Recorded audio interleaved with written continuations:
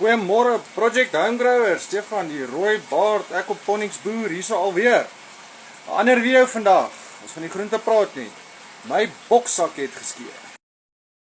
So hierdie sak se bodem, se naad het losgeskeur en ons gaan hom gou regmaak. Ons het al sy vulsel uitgehaal. Ek weet nie of julle weet hoe lyk die vulsel nie. Kom ek wys gou. Sien julle al daai lap? Kom maar daai boksak uit. Ek het net so 'n bietjie op seil uitgegooi. Bietjie droog word. My sak hang buite. Normaalweg sit die sak daar.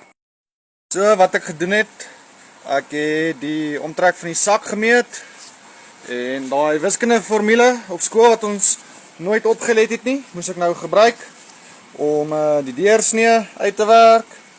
Ek het die ouetjie so gesny. Dan gaan ons hom plak. Daai ouetjie daarop. Eers moet ek hom hier so skoon maak. As ek daai ene klaar geplak het, gaan ek hierdie strip bo-oor plak en dan sal ons sien hoe werk dit. Kom ek wys gou, hoe gaan dit lyk?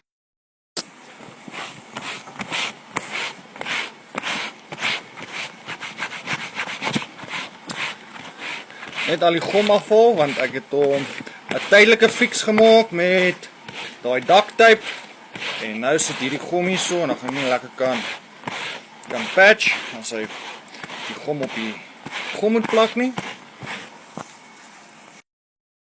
So, ek het genoeg van die gom af. Nou gaan ons hierdie ouetjie net skoonmaak met surgical spirits voordat ons hom plak.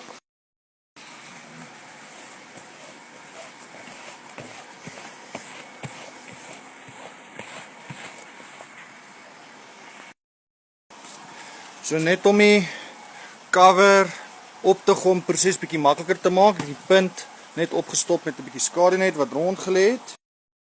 So hier het ons die eerste van die flappies klaar geplak. Nou gaan ons hom reg optel. Dan wat ek gaan doen is, ek het so 120 cm liner in 'n blok gesny.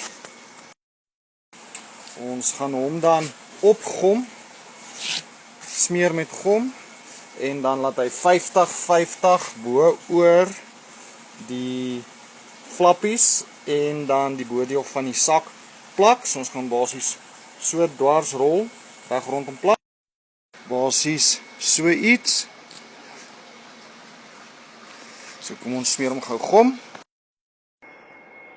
Nou daar's hy. Werkend. Kom ons toets hom.